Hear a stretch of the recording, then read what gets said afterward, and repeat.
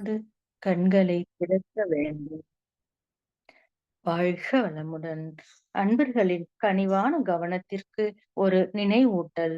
அருட்தந்தை வேதாத்திரி மகரிஷி அவர்கள் தனி மனிதன் அமைதி பெறுவதற்காக உடல் நலத்திற்கு உடற்பயிற்சி, உயிர் வளம் பெற காயகல்ப பயிற்சி, மனம் அமைதி பெற அகத்தவம் மற்றும் அகத்தாய்வு பயிற்சிகளை அளித்துள்ளார்கள். இத்தகைய சிறப்பான மனவளக்கலை எனும் வாழ்க்கை கல்வியை உலக சமுதாய சேவா சங்கம் ஸ்கை யோகா இணைய வழியே 12 நாட்கள் அடிப்படை பயிற்சியாகவும், அதனைத் தொடர்ந்து 4 மாதங்கள் சான்றிதழ் கல்வியாகவும் நம் இல்லம் தேடி வந்து அளித்து வருகிறது. இந்த சிறப்பான செய்தியினை நமது உறவுகளிடமும், நட்புகளிடமும் பகிர்ந்து அனைவரும் உடல் நலத்துடன், ஆரோக்கியமாக, அமைதியாக வாழ நம்மாலான சிறு உதவியினை செய்வோம்.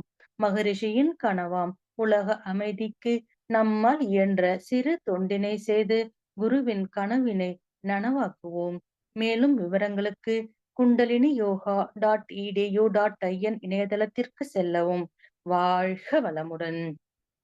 தவத்தினை தொடர்ந்து கடும் பற்று கடும் தொற்று என்ற தலைப்பில் சிந்தனை விருந்து வழங்க பேராசிரியர் அருள்நிதி சுயம்புகனி அம்மா அவர்களை அன்புடன் அழைத்து அமர்கின்றோம். வாழ்க வளமுடன் அம்மா. வாழ்க வளமுடன் அம்மா. நன்றி அம்மா. வாழ்க வளமுடன். இன்று சிறப்பாக தவம் நடத்திய அம்மாவை வாழ்த்துவோம். பேராசிரியர் அருள்நிதி பாக்கியலட்சுமி அம்மா அவர்கள் வாழ்க வளமுடன். பேராசிரியர் பாக்கியலட்சுமி அம்மா அவர்களும் அவர்களது அன்பு குடும்பமும் அருட்பேராற்றல் கருணையினால் உடல் நலம், நீளாயுள், நிறை செல்வம், உயர் புகழ், மெய்ஞானம் ஓங்கி வாழ்க வளமுடன், வாழ்க வளமுடன். வாழ்க வையகம், வாழ்க வையகம், வாழ்க வளமுடன். குரு வாழ்க, குருவே துணை.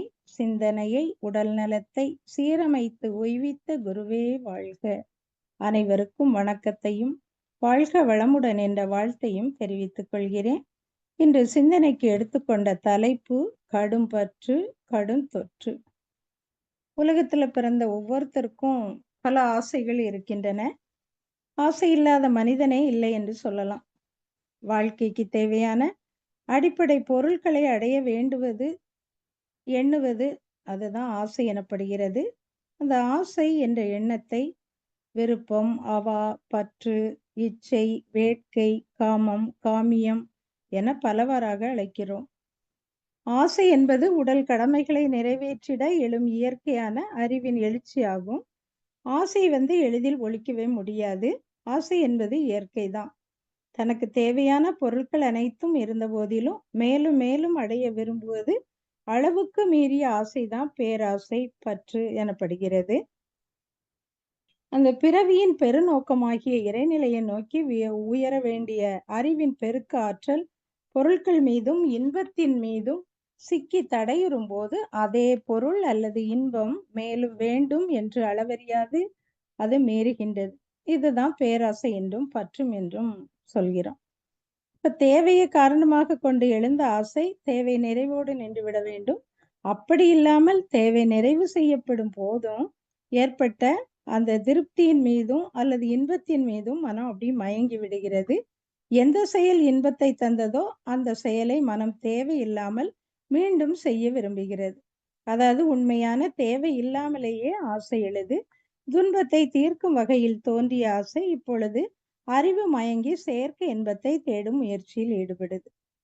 ஆசை பொருள் மேல், மக்கள் மேல் அல்லது ஒரு புகழின் பேரில் புகுந்த அறிவானது அதிலிருந்து மேற்கொண்டு போக வழி காணாது பழக்கத்தால அப்படி தேக்கம் வரும்போது இன்னும் வேண்டும், இன்னும் வேண்டும், அதிகம் வேண்டும் என்று நினைக்கும் போது அதை பேராசை என்று சொல்றோம்.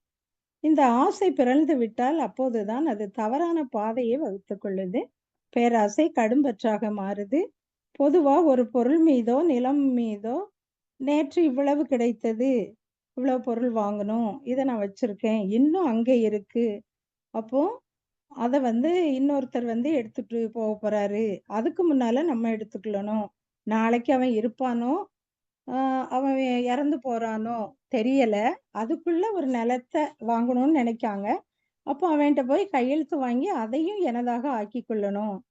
அதே மாதிரி ஒரு சுவர் பக்கத்து பிளாட்ல போடணும்னு நினைக்கிறாரு. அவர் கட்டும்னால நம்ம கட்டிட்டோம்னா அதற்கு முன்னால ஒரு 2 அங்குலமோ 3 அங்குலமோ நம்ம கூட்டி நம்ம நிலத்தோட சேர்த்துக்கொள்ளணும். அப்ப பிறருக்கு போகாம தனக்கே எந்த அளவுக்கு கூட்டிக் கொள்ள வேண்டுமோ அப்படி தனக்கே அதிகமாக்கணும் அப்படின்னு எண்ணும்போது இது எங்க இருந்து இந்த குணம் வருது? அந்த பேராசை தான் கடும் பற்றானது. அந்த கடும் பற்று தான் முரண்பட்ட ஆசை. அப்ப அதுவே பிறர் மேல் தாவும்போது தான் பொருள் தனக்கு தேவையில்லாத போதும் அது பிறருக்கு உபயோகமாகும் என்று எண்ணிய போதும் கூட அதை கொஞ்சம் கூட விட்டு கொடுக்க முடியாம தனக்கே அப்படின்னு சேர்த்து பிடிச்சுக்கிட்டு இருப்பது தான் கடும்பற்று. அந்த கடும்பற்று மனிதனுக்கு தொற்று நோய் போல ஆகி அதிக பேராசையினால் கடுந்தொற்று நோய் போல ஆகிவிடுது. அப்போ ஒருத்தர் ஒரு ஊருக்கு போறாரு, கட்டு சாதம் கட்டிட்டு போறாரு. 2 நாள் ஆயிட்டு, நாளைக்கு இந்த சோறு நல்லா இருக்காது. ஆனா கெட்டு போகும்னு தெரியும். ஆனா அந்த இடத்துல ஒருவர் பட்னியா இருக்கிறாரு. அப்ப நாளைக்கு இது ஊசி தானே போக போகுது. அத இன்னைக்கு அவருக்கு நம்ம கொடுத்தா அவரும் சாப்பிடுவார, பசி ஆறுவார அப்படிங்கிற எண்ணம் வர்றதில்ல. நாளைக்கு கெட்டு போயிட்டா அதுக்கப்புறம் நம்ம கொடுத்துக்கலாம். அது வரைக்கும் இருக்கட்டு அப்படின்னு வச்சிருக்கிறது தான் பற்று. அந்த கடும் பற்று வர வர கடும் தொற்று நோய் போல ஆகிறது. ஒரு கதை பார்க்கலாம். ஒரு நாள் கடவுள் ஒரு பணத்தாசை பிடிச்ச ஒரு பக்தனுக்கு காட்சி அளிக்கிறார். அப்போ அவர்கிட்ட கடவுள் உனக்கு என்ன வேணும் கேளு அப்படின்னு கேட்டாராம். அவன் எனக்கு கொஞ்சம் தங்கம் வேணும் அப்படின்னு கேட்குறான். உடனே கடவுள் தனது வலது கை சுட்டு வரல அவர் வீட்டு பீரோ நக்கி காமிக்கிறாரு. உடனே பீரோ தங்கமாகிடுது. ஆனா பக்தனுக்கு மகிழ்ச்சியே இல்லை. எனக்கு இன்னும் தங்கம் வேண்டும் அப்படின்னு கேட்குறான். உடனே கடவுள் திரும்பவும் அந்த சுட்டு விரலை காமிச்சு வீட்டில் உள்ள மேஜை, நாற்காலி, பாத்திரம் எல்லாத்தையுமே தங்கமாக்கிட்டார். அப்போதான் அவனுக்கு மகிழ்ச்சியே இல்லை.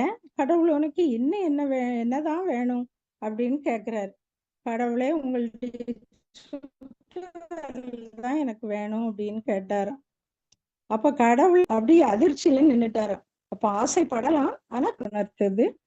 திருவள்ளுவர் சொல்றாரு, பற்றற்ற கண்ணே பிறப்பருக்கும் மற்றும் நிலையாமை காணப்படும் சொல்றார்.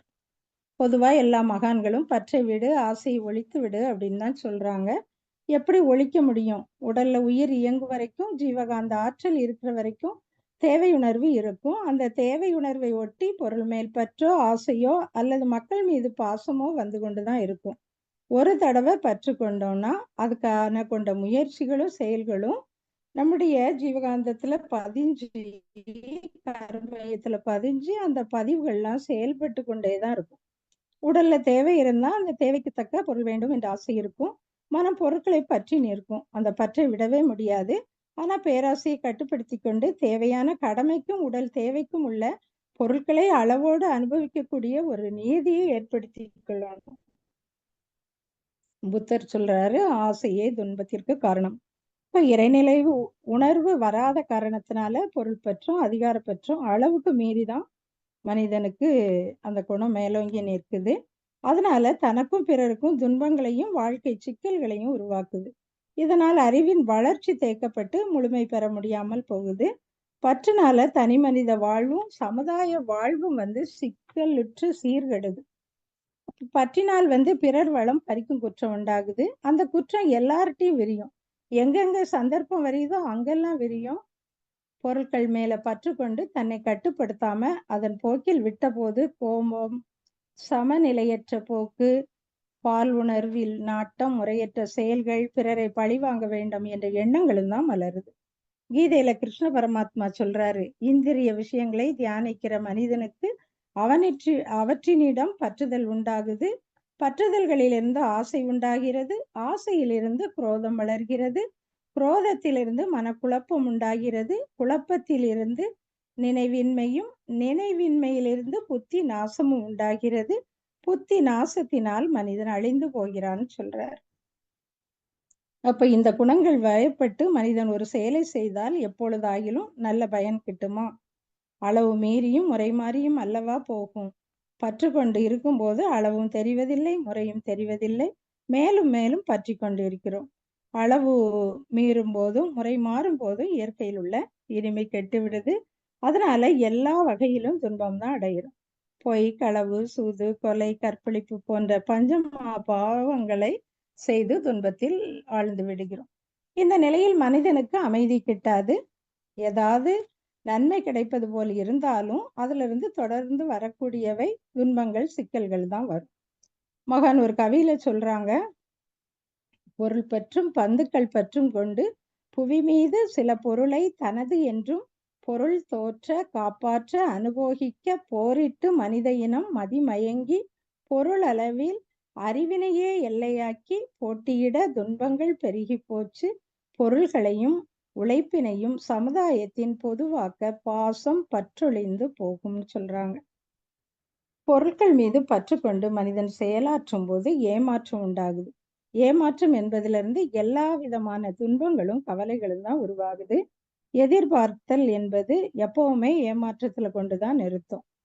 இப்ப தேவை இல்லாததையெல்லாம் வேண்டி வேண்டி தேவை உள்ளதை எல்லாம் மறந்துவிட்டு போறதுனால தேவை உள்ளதை நம்மளால தேடுவதற்கே நமக்கு ஆற்றல் இல்லாம போயிருது. இதுக்கு காரணம் அறிவின் வறுமைதான். எங்கும் பற்றாக்குறை என்பது இல்லவே இல்லை. எல்லாம் மிச்சமாவே இருக்குது. இறைநிலை எல்லாமே கொடுத்துருக்கு. அதனால அறிவுல நம்ம தெளிவா இருக்கணும், உறுதியா இருக்கணும், திறமையா இருக்கணும். அத்தகைய திறமை வந்துட்டாலே வாழ்க்கையில நிறைவு வந்துவிடும். தாயுமானவர் சொல்றாரு, உள்ளதே போதும் நான் நான் என குன்றியே ஒன்றை விட்டு ஒன்று பற்றி பாச கடற்குள்ளே வீழாமல் மனது அற்ற பரிசுத்த நிலையை அருள்வாய் அப்படின்னு கேட்கிறாரு இறைவன்ட்டு. இப்போ ஒரு அணைக்கட்டுல இருந்து வரக்கூடிய வெள்ளத்தை ஒரு சிறிய குட்டையில செலுத்துறோம். அப்ப எவ்வளவு நேரம் நிற்கும்னா உடனே அந்த கொட்டை நிரம்பி மேல வந்துடும். அதே இது கடலுக்கு போன பிறகுதான் அது நிலைக்கும். அது மாதிரிதான் அறிவானது தன்னை உணர்ந்து கொள்ளும் வரையிலே அதை நோக்கி விரிந்து கொண்டே இருக்கிறது.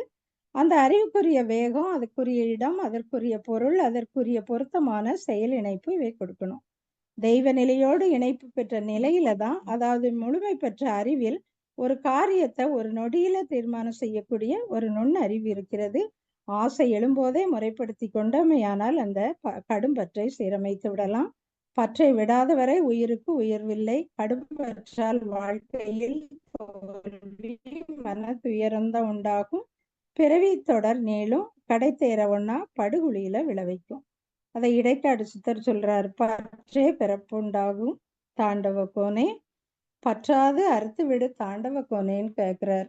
பற்று விடுதல் என்றால் துறவியாதல் அப்படின்னு பொருள் அல்ல. நம்மிடம் எல்லா வசதியும் இருக்கலாம், அவற்றை நம்ம அனுபவிக்கலாம். ஆனா அவற்றில் ஏதேனும் நம்மிடத்தில் இல்லாது போனால் குடிமூழ்கி விட்டதாக நம்ம எண்ணக்கூடாது. பொருள் இருக்கலாம், ஆனா பொருள் மீது பற்று இருக்கக்கூடாது. இப்போ உலகத்துல தினசரி வாழ்க்கையில அனுபவிக்கக்கூடிய பொருட்கள் மனிதனுக்கு எவ்வளவோ கூடிக்கிட்டு தான் போயிடுது. அப்போ அவ்வளவும் அதை பராமரிக்கும் போது நம்முடைய உடல் நலம்தான் இழந்து போறோம். அதை மகான் சொல்லுவாங்க, அனுபவ பொருட்கள் மிக மிக உடல் நலம் கெடும், சொத்துக்களின் எண்ணிக்கை மிக மிக மன அமைதி கெடும், பாதுகாக்கப்பட வேண்டிய குடும்ப உறுப்பினர்களின் எண்ணிக்கை மிக மிக சுதந்திரம் கெடும். நிறைவு செய்ய முடியாத 100 ஆசைகளை குப்பையா மனதுல சுமந்து கொண்டு நம்ம திணறனால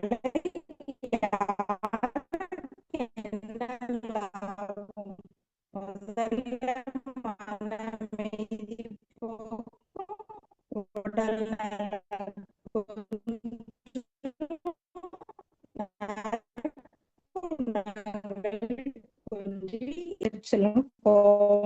அடிக்கடி வரும். முகத்துல தெளிவு போய் சோகம்தான் படியும். அதனால வயிற்றுப்புண் முதலிய நோய்கள்லாம் உண்டாகும். நம்ம அப்படி மழுங்கி தோல்வியேற்று மக்கள் பற்று அற்றால் அல்லால் உள்ளம் கிட்டாது. அப்ப எழும் ஆசை செய்யலாம், நமக்கு முன்னேற்றத்தை ஏற்படுத்தும் என்றால் நிறைவு செய்யலாம். உலக நலத்தை கூட்டுவிப்பதனால் அதையும் நிறைவு செய்யலாம். அதை விடுத்து அது வேண்டும் இது வேண்டும் அப்படின்னு இச்சையை விரித்து கொண்டே போகலாகாது. அதை திருமூலர் சொல்வார், ஆசை அருமீன்கள் ஆசை அருமீன்கள் ஈசனோடு ஆயினும் ஆசை அருமீன்கள் ஆசை படபட ஆய்வரும் துன்பங்கள் ஆசை விட விட ஆனந்தம் ஆமேன். அப்ப நம்ம செய்கிற தொழில்கள்ல எவ்வித பற்றும் கொள்ளாமல் செய்ய வேண்டிய கர்மங்களை எவன் ஒழுங்காக செய்கிறானோ அவனே உண்மையான யோகி ஆவான். அப்போ உண்மையான துறவு கொண்டவனும் அவனே ஆவான். வெளியே உள்ள பொருட்களில் பற்றுதல் வைத்தால் தொடக்கத்தில் இன்பத்தை காட்டி முடிவில் துன்பத்தை தான் கொடுக்கும். அவை தொடக்கமும் இறுதியும் கொண்டவையாகும். அதனால அறிவுடையோன் அவைகளில் நாட்டம் கொள்வதில்லை. இவ்வுடல் நீங்கு முன்னரே உலக பற்றுதலாலும் சினத்தாலும் உண்டாகும் வேகத்தை பாவத்தை எவன் பொறுக்கவல்லவனோ அவனே பேரின்பத்தை பெறுவான். பற்றற்று வினையாற்றுக. ஏனென்றால் பற்றற்று இதில சொல்றார். நம்முடைய இதயம் ஓயாது துடிச்சிட்டு இருக்கனால உடல் இயக்கம் நல்லா நடைபெறுது.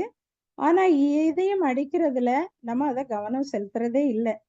அப்போ அது போன்று அந்த இதயம் எப்படி அது வேலையை அது செய்துட்டே இருக்கோ, அதே போல நம்முடைய கர்மங்களை பற்றற்று செய்யணும். பற்று நீங்கும் அளவு வேலைகளுக்கிடையே அமைதி தானே வருகிறது. நாம் செய்யும் எல்லா செயல்களுமே நன்மையும் தீமையும் கலந்த கலவையா தான் இருக்கும். அதுக்கு தகுந்தால் போலதான் நல்ல செயல் தீய செயல் இரண்டுமே அதற்குரிய பலனை நம்மளுக்கு கொடுக்குது. இப்ப நல்ல செயல்களை தவறாமல் நம்ம மனதுல நல்ல உணர்வுகளை பதிய வைக்குது, தீய செயல்கள் தீய உணர்வுகளை பதிய வைக்குது. அப்ப கையில ஒரு முள்ளு குத்திட்டுனா அந்த முள்ளை எடுப்பதற்கு இன்னொரு முள்ளை தான் நம்ம பயன்படுத்துறோம். அப்போ முள்ளை எடுத்து முடிஞ்ச உடனே எரிஞ்சிடுறோம். ஏன்னா ரெண்டுமே முட்கள் தான். அது போல நம்ம மனதுல தீய எண்ணங்கள் இருந்ததுன்னா கொண்டுதான் நம்ம மாற்றணும். இதனால பற்று நீங்கி பற்றின் ஞாபகம் உற்றுற்று பார்த்திடு உன்னை உலகை பின் கற்றபடி நட கருத்து விழிப்புடன் பற்றற்று வாழும் பழக்கம் உண்டாகிவிடும். நம்ம காரணகாரிய விளைவு கணக்கு தப்பாத விழிப்பு நிலையில் பொருட்களோடு கொள்ள வேண்டிய தொடர்பின் இன்றியமையாமையும் வைத்துக் கொள்ள வேண்டிய உறவின் தன்மை மற்றும் அளவினையும் சரியாக எடை போட்டு ஆசையினை ஏற்று நிறைவு செய்து கொள்கையில் அது ஆசை தேவைதான். அப்படி அல்லாத ஆசைகள்லாம் நல்ல விளைவையோ மற்றவர்களுக்கு தந்தாலும் மனம் அதில் சிக்கி கொண்டால் நமக்கு தீமையாக தான் அமையும். அப்போ ஆசையின் பேரிலும் அனுபவத்தின் பேரிலும் மனதை சிக்க விடக்கூடாது. அததான் மகான் சொல்லுவாங்க, உறவிலே கண்ட உண்மை நிலை தெளிவு பெறவும் பொருட்களினோடு தேவைப்படும் தொடர்பினது தன்மையை அறிந்து அளவோடு விழிப்பாக வைத்துக் கொள்ளும் உறவு துறவு. துறவு மனசுக்கு தான், அது அனுபவத்தில் விழிப்புடன் கூடிய உறவு. இன்ப நுகர்ச்சியில் மனம் சிக்கி கொள்ளாத மனநிலை, இதான் உறவியல் துறவு. இதுதான் உண்மையான துறவு. அந்த எல்லையற்ற அருட்பெயராற்றலின் ஒரு பகுதி தான் ஒவ்வொரு மனிதனும் என்ற உண்மையினை உணர்ந்து அதை மறவாமல் நம்ம இருக்க பழகிக்கொள்ளணும். அகண்ட பேராற்றலை மறவாத விழிப்போடு உலக வாழ்வை நடத்தும் போதுதான் பற்றி நிற்பதிலும் பற்றின்மை என்ற தகமை மனிதனுக்கு உண்டாகுது. துறவு ஆன்மீகத்தில், அதாவது அருள் துறையின் உள்நாடி. ஆகவே வெறுத்து ஒதுக்குவது துறவாகாது. அறிந்து உணர்ந்து தொடர்பு மற்றும் உறவினை சரியாக கணக்கிட்டு அனுபவம் கொள்ளுமான நிலைதான் துறவு. இந்த நிலையை மனம் ஏற்று நடத்தும் கடமைதான் இஸ்லாமிய கர்மம் எனப்படுகிறது. இப்ப செல்வத்தை ஈட்டலாம், பொருட்களை தூக்கலாம், உலகியல் வாழ்க்கை நடத்தலாம். ஆனா மனம் அதில் எல்லாம் ஒட்டி கொள்ளாத நிலை வேண்டும். நான் யார் என்ற நிலை மறவா மனநிலையில்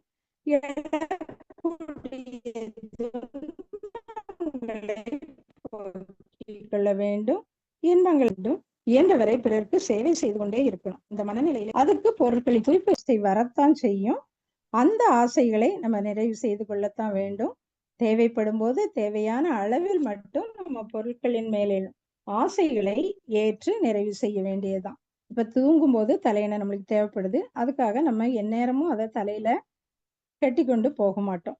அதே மாதிரிதான் கொதிக்கும் பாலை இறக்க துடிக்கும் நாம் பிடி துணியை எப்பவும் மறவாம அந்த விழிப்பு நிலையில பாலை இறக்குறதுக்கு வச்சிருப்போம். அதே மாதிரி எப்போதும் விழிப்பு நிலையில பொருட்களோடு அளவோடு முறையோடு நம்ம உறவு கொள்ளணும். உலக வாழ்வுல பொருள், மக்கள், பால், புகழ், செல்வாக்கு என்ற ஐவகை பற்று ஏற்படுவது இயல்புதான். கடமை உணர்வோடும் அளவு முறை அறிந்தும் விழிப்போடும் இந்த பற்றுக்களை வளர்த்து காத்துக்கொள்ள வேண்டியது பிறவி பயனை எய்த அவசியமானதுதான். நீரில் குளிப்பது தேவைதான், ஆனா நீரில் மூழ்கி விடாமல் காத்துக்கொள்ள வேண்டும். நெருப்பு வாழ்வுக்கு பல வகையிலும் தேவைதான், ஆனா நெருப்பு எரித்து விடாமல் காத்துக்கொள்ள வேண்டும். அப்ப எண்ணத்தால் பூணும் துறவாகிய உறவின் தெளிவுதான் ஆசைகளை சீரமைத்துக் கொள்ளவும் உதவும், வாழ்வினை ஓய்விக்கும். இப்போ வெறுப்பத்தை ஒழித்து விட முயல வேண்டாம். வெறுப்பை ஒழித்தால் அதுவே மேன்மை நல்கும். விருப்பமே ஜீவனது இயக்கச் சான்று. வெறுப்பு அறிவின் குறையை விளக்கும் ஆடி. விருப்பத்தை ஒழித்து விட்டால் வாழ்வு ஏது. விளைவறிந்து முறையோடு அளவாய் கொள்ளும் விருப்பமே வாழ்வை வளமாக்கும் சிற்பி. விருப்பம் அளந்தே விரும்பி வெறுப்பொழிப்பீர் என்று மகான் சொல்றாங்க. ஒரு கதை பார்க்கலாம். ஒரு ஊர்ல ஒரு விறகு வெட்டி இருந்தாராம். அவர் வந்து விறக தினமும் வெட்டி, அந்த விறக வந்து சந்தையில வித்து, அதுல வர்ற பணத்துல மிக மன நிறைவோடு சந்தோஷமா வாழ்ந்தாராம். இப்படி இருக்கும்போது, ஒரு நாள் விறகு வெட்ட காட்டுக்குள்ள போகும்போது ஒரு குரல் கேட்டுதாம். "உங்களுக்கு 7 ஜாடி தங்கம் வேணுமா? இந்த மரத்துக்கு கீழ தோண்டி எடுத்துக்கிடுங்க" அப்படின்னு ஒரு குரல் கேட்டிருக்கு. உடனே இவரும் பேராசைப்பட்டு அந்த மரத்துக்கு கீழ தோண்ட ஆரம்பிக்கிறாரு. தோண்டுனதும் 7 ஜாடியில தங்கம் இருந்திருக்கு. அப்போ அந்த 7 ஜாடியில, 1 ஜாடியில 1/2 ஜாடி தான் தங்கம் இருந்துச்சாம். சரி பரவால்ல, அத நிரப்பிக்கலாம் அப்படின்னு வீட்டுக்கு கொண்டு போயி, அந்த குறைக்கு வீட்ல இருந்த தங்கத்தெல்லாம் போட்டாராம். அது நிரம்பல. அப்போ அந்த ஜாடிய நிறைக்கணும், குறையும் நிறைக்கணும்னு முன்ப விட அதிகமா உழைக்க ஆரம்பிச்சாராம். அவர் மன நிம்மதி எல்லாம் போச்சு. அந்த ஜாடி நிரம்பவே இல்ல. நிரப்பவும் முடியல அவர. இவர பார்த்த ஒரு நண்பர் கேட்காரு, "முன்பு இருந்தத விட நீ இப்ப ரொம்ப மெலிஞ்சிட்டியே, என்ன ஆச்சு? உன்ன பார்த்தாலே ஒரு மாதிரி இருக்க" அப்படின்னு கேட்டிருக்காரு. உடனே இவரு நடந்த விஷயத்தெல்லாம் நண்பர்ட்ட சொல்லியிருக்காரு. "மரத்தடியில் தான் அந்த தங்கத்த நீ எடுத்தா? நான் ஒரு காலத்துல இந்த தங்கத்த எடுப்பதற்காக தான் நான் என்னுடைய மன நிம்மதியை இழந்தேன்.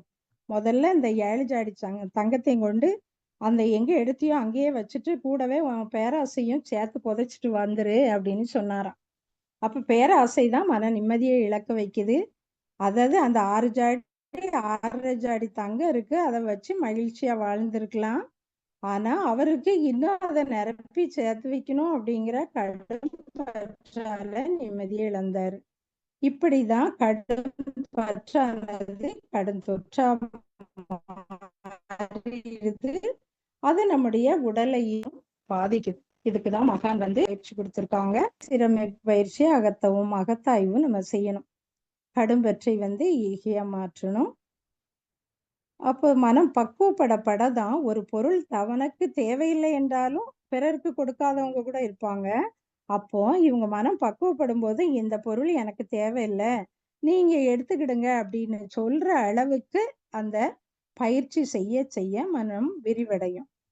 அப்போ ஆசை முறைகெட்டு போனால் தான் பேராசை, முறைப்படுத்தப்பட்டால் நிறைமனம். அப்போ ஒவ்வொருவருக்கும் முக்கியமான சில ஆசைகள் இருக்கலாம். அத அவ்வப்போது அவற்றையெல்லாம் ஆராய்ச்சி செய்யணும். அதுக்கு தான் மகான் வந்து ஆசி சீரமைத்தலுக்கு பயிற்சி முறையில நம்மளுக்கு குடுத்துருக்காங்க. முதல்ல ஆனா அப்படின்னு நம்ம பார்க்கணும். அத நிறைவு செய்து கொள்ள வசதி திட்டமிட்டு வெற்றி பெறணும். அதுக்கு ஒவ்வொரு நாளும் நம்ம வந்து அதாவது நேரம் கிடைக்கிற நேரம் நம்ம அகத்தவும், அகத்தாய்வு செய்து தான் இந்த ஆசையை சீரமைத்துக் கொள்ள முடியும். அதுக்கு மகான் சொல்றாங்க, ஒரு 1/4 மணி நேரம் நம்ம துரியதவம் இயற்றி, ஒரு பேப்பர்ல அந்த ஆசையெல்லாம் பட்டியலிடணும். அதுக்கு பிறகு நம்ம ஒவ்வொரு ஆசையா எடுத்துக்கணும். எடுத்து இந்த ஆசை நம்மளுக்கு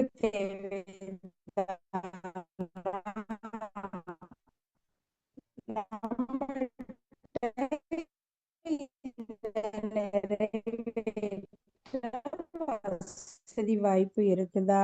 நிறைவேற்றினால் நம்ம வந்து இதனால நம்மளுக்கு அந்த ஆசையை நிறைவேற்ற முடியாட்டா இந்த வந்து நம்ம அது மனசுல தேவையற்ற ஆசைகள் நம்ம மனதில இனிமே தோன்றக்கூடாது.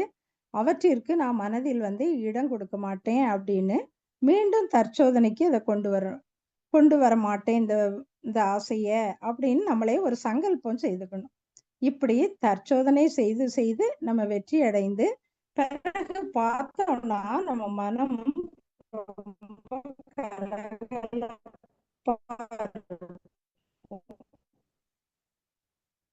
நெஞ்சில தைரியம் வந்துரும். எதையுமே சாதித்து விடலாம் அப்படிங்கிற உற்சாகம் வந்துரும். மனதுல குறுகல் ஒளிந்து விசாலம் வந்துரும். அதனால பொறுமை, அன்பு, இரக்கம், கருணை எல்லாமே போன்ற நற்குணங்கள்லாம் வந்துரும். எந்த காரியத்தை செய்தாலும் விழிப்புணர்வோட அந்த வாழ்க விழிப்பு வளமுடன் நிலையில அம்மா. செய்யும் போது வெற்றி கிடைக்கும். அப்போ எப்பொழுதுமே நம்முடைய அந்த அருகுண சீரமைப்பு பயிற்சிய நம்ம தினந்தோறும் செய்யறது ரொம்ப நல்லது. வாழ்க வளமுடன்மா. எனவே மகான் கொடுத்த உடலுக்கான உடற்பயிற்சியையும் வாழ்க உயிர்க்கான வளமுடன் அம்மா. காயக்கல்ப பயிற்சியையும் தினந்தோறும் செய்து வாழ்வில் நிறைவாக மன மகிழ்வோடு வாழ்வோம் என்று கூறி எனக்கு வாய்ப்பளித்த ஸ்கை வாழ்க ஆன்லைன் வளமுடன். அம்மா பொறுப்பாளர்களுக்கும் அவர்கள் அது மற்றும் அனைத்து இணைப்பிலிருந்து மெய்யன்பர்களுக்கும் சரியாக எனது கிடைக்கவில்லை. தெரிவித்துக் ஆமா, அம்மா அவர்களை வாழ்த்தி வாழ்க முடித்துக் வளமுடன். கொள்ளலாம். அம்மா அவர்கள் அருமையானது ஒரு சிந்தனை உரையை வாழ்க நமக்கு வளமுடன். வழங்கினார்கள். வாழ்க கடும் பற்று, வளமுடன். கடும் தொற்று என்று மிக அழகாக விளக்கினார்கள். பல கதைகளை கூறி நிறைய சொன்னாங்க அம்மா. திருவள்ளுவர் ஆகட்டும், புத்தர், இவ்வளவு நேரம் கிருஷ்ணர், பேசுனது திருமூலர், கேக்குதியாம்மா? இப்படி பலரது கூற்றுக்களை மிக அழகாக அம்மா விளக்கினாங்க. நமக்கு ரொம்ப அழகா சொன்னாங்க. ஆசை மீறும் போதுதான் அது கடும் பற்றாக மாறுகிறது. அந்த கடும் பற்றால் துயரம்தான் வரும். கடும் பற்று கடும் தொற்றாக மாறிவிடும் என்று மிக அழகாக அம்மா அவர்கள் பல உதாரணங்களுடன் நமக்கு இந்த உரையை மிக அழகாக கூறினார்கள். அம்மா அவர்களை அருமையானது ஒரு சிந்தனை உரை வழங்கிய அம்மா அவர்களை நாம் அனைவரும் வாழ்த்துவோம். பேராசிரியர் அருள்நிதி சுயம்புக்கனி அம்மா அவர்களும் அவர்தம் அன்பு குடும்பமும் அருட்பேராற்றல் கருணையினால் உடல் நலம், நீலாயுள், நிறை செல்வம், உயர் புகழ், மெய் ஞானம் ஓங்கி வாழ்க வளமுடன், வாழ்க வளமுடன், வாழ்க வளமுடன் என்று அம்மாவை வாழ்த்துவோம். ஸ்கை ஆன்லைன் மெடிடேஷன் தினசரி நிகழ்வுகள் பற்றிய அறிவிப்புகள். காலை 5 மகரிஷியின் பாடல்கள், காலை 5:30 தவம், தொடர்ந்து வீடியோ மற்றும் 6 மணிக்கு வீடியோ மற்றும் ஆடியோவில் உடற்பயிற்சி வகுப்பு இடம்பெறும். அதை பார்த்து கொண்டே நாம் பயிற்சி செய்யலாம். மாலை 6 மகரிஷியின் பாடல்கள். மாலை அம்மா வாழ்க வளமுடன் அம்மா. அம்மா அருமையான விளக்கம் இருந்துச்சுமா. அது என்னன்னு இன்டர்நெட் ப்ராப்ளத்தினால சரியா கேட்கலங்கம்மா. மாலை 6:25 மாலை காயக்கல்பம், மாலை 6:30 தவம், மாலை 7 சிந்தனை, மாலை 7:30 உலகநல வாழ்த்துடன் நிறைவு. பிரதி சனி மாலை தவத்தினை தொடர்ந்து மாலை 7 மணி முதல் 7:30 மணி வரை ஐயம் தெளிதல் நிகழ்வு நடைபெறும். பிரதி ஞாயிறு மாலை 7 மணி முதல் 7:30 மணி வரை சிறப்பு சிந்தனை நடைபெறும். உலகநல வாழ்த்து. உலகமெல்லாம் பருவமழை ஒத்தபடி பெய்யட்டும். உழவரெல்லாம் தானியத்தை உவப்புடனே பெருக்கட்டும். பல தொழில்கள் புரிகின்ற பாட்டாளி உயரட்டும். பகுத்துணர்வில் தொகுத்துணர்வு பண்பாட்டை உயர்த்தட்டும். கலகங்கள், போட்டி, பகை கடந்து ஆட்சி நடக்கட்டும். கல்லாமை, கடன் வறுமை, கலங்கங்கள் மறையட்டும். நலவாழ்வை அளிக்கும் மெய் ஞான ஒளி வீசட்டும். நம் கடமை அறவாழ்வின் நாட்டத்தே சிறக்கட்டும். நம் கடமை அறவாழ்வின் நாட்டத்தே சிறக்கட்டும். நம் கடமை அறவாழ்வின் நாட்டத்தே சிறக்கட்டும். வாழ்க வளமுடன். மன மகிழ்வோடு இன்றைய நிகழ்வினை நிறைவு செய்து கொள்வோம். வாய்ப்பளித்தமைக்கு மிக்க நன்றி. அனைவருக்கும் வாழ்க வளமுடன்.